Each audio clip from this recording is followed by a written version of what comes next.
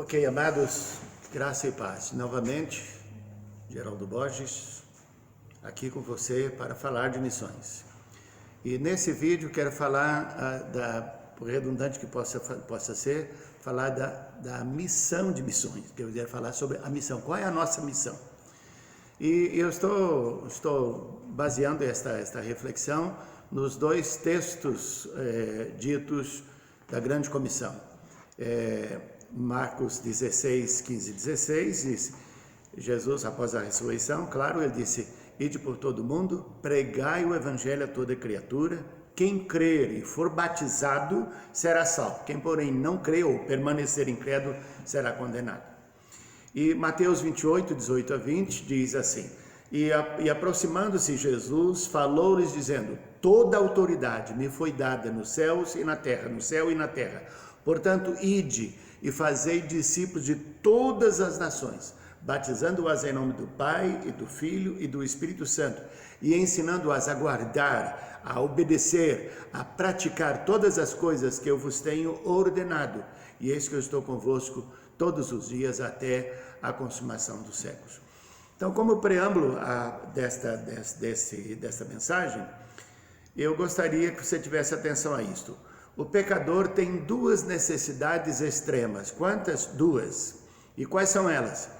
Ser resgatado do pecado. Segundo, ser restaurado à imagem e semelhança de Deus. O resgate se dá através da evangelização onde e como a pessoa estiver. O ser humano foi criado por Deus à sua imagem e semelhança para interagir com Ele em obediência voluntária, santa, prazerosa e eterna. Mas, tentado por Satanás, conscientemente cedeu à concupiscência da carne, à concupiscência dos olhos e à soberba da vida. Escolheu desobedecer a Deus e obedecer à sedução do diabo. Deus lhe deu oportunidade de assumir e confessar o pecado, mas Adão preferiu culpar a sua mulher e ao próprio Deus. E Eva culpou ao diabo. O pecado atingiu e arruinou a vida de todos, no tempo e no espaço. Paulo disse em Romanos 3, 23, que todos pecaram e destituídos estão da glória de Deus. A morte ou a separação foi inevitável. O salário do pecado é a morte, como diz Romanos 6, 23. O pecador precisa ser resgatado. Não existe uma só pessoa que não precise ser resgatado do pecado, do seu estado de condenação. Por isso Marcos registrou as palavras de Jesus e disse-lhes, ide por todo mundo, pregar o evangelho a toda criatura, quem crê e for batizado será salvo, quem porém não crê será condenado. Deus, em sua misericórdia e onisciência, ao amaldiçoar a entrada do pecado no mundo, disse ao tentador, você vai ferir o calcanhar do filho da mulher, mas este te esmagará a cabeça, Gênesis 3,15. Esse é tido como o proto-evangelho. Deus prometeu resgatar o pecador. A palavra resgate ou resgatar está em pelo menos 41 referências bíblicas. Deixa eu te citar algumas. Gênesis 4, versos 4 e 5 diz, vindo porém a plenitude do tempo, Deus enviou seu filho, nascido de mulher, nascido sob a lei, para resgatar. Isaías profetizou que naquele dia o Senhor tornará a estender a mão para resgatar. Isaías 11, 11. Deus falou, eu remirei do poder do inferno e os resgatarei da morte. Oséias 13, versículo 14a. Jesus não veio para servir, mas para servir e dar a sua vida em resgate por muitos. Marcos 10, 45. Jesus é o resgatador do pecador. Nós somos o seu equipamento de resgate. É Jesus que faz a obra, mas eu e você somos equipamento de resgate do pecador. Então falamos aí da necessidade do resgate, agora a necessidade da restauração. Essa é uma das necessidades extremas de todo pecador. Restauração à imagem e à semelhança de Deus. A salvação implica em regeneração, em novo nascimento. Você que está anotando os textos, para isso não vai dar tempo para ler, João 3,3, Tito 2, 11 a 14, Tito 3, 3 a 7, 1 de Pedro 1, 3 e 22 e 23, versos 22 e 23. Cuidado com o reducionismo da graça. Quando a graça é reduzida a mero amor, a santidade de Deus é vilipendiada e o temor de Deus é relativizado e descartado. E assim, a libertinagem e a promiscuidade são providas e vitalizadas. Sem a santidade de Deus, veja bem, é isso que vou falar sobre o que acontece sem a santidade de Deus. Sem a santidade de Deus não há missões e nem vida verdadeira. Sem a santidade de Deus, a vida se torna oca, egocêntrica, infrutífera, deprimente e não reflete a luz da presença transformadora do Espírito Santo. Sem a santidade de Deus, o nominalismo substitui a fé e a verdadeira adoração em obediência. Sem a santidade de Deus, o hedonismo, a busca do prazer pelo prazer, substitui o Espírito Santo e passa a reinar sobre o nosso papar. O que é papar? Pensamentos, atitudes, palavras, ações e reações.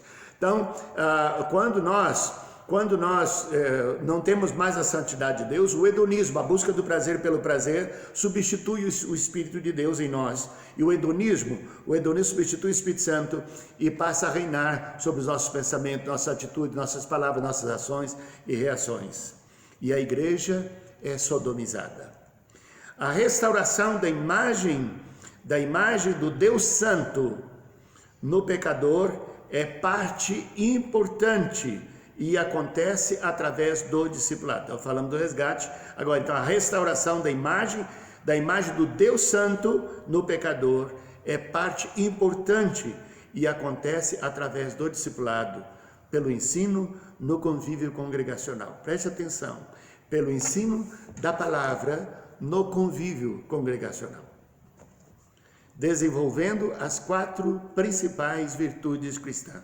Há muitas virtudes cristãs que precisamos desenvolver, mas 4 são as principais.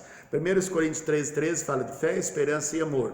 Filipenses 2, 5 a 8 diz, agora de sorte que haja em vós o mesmo sentimento que houve em Cristo Jesus, que sendo Deus, não teve por usurpação o ser igual a Deus, mas antes de si mesmo se esvaziou, assumindo a forma humana, e achado na forma humana a si mesmo se humilhou, sendo obediente até a morte e morte de cruz.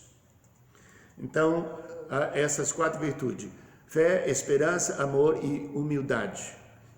Essas desenvolvemos no convívio congregacional.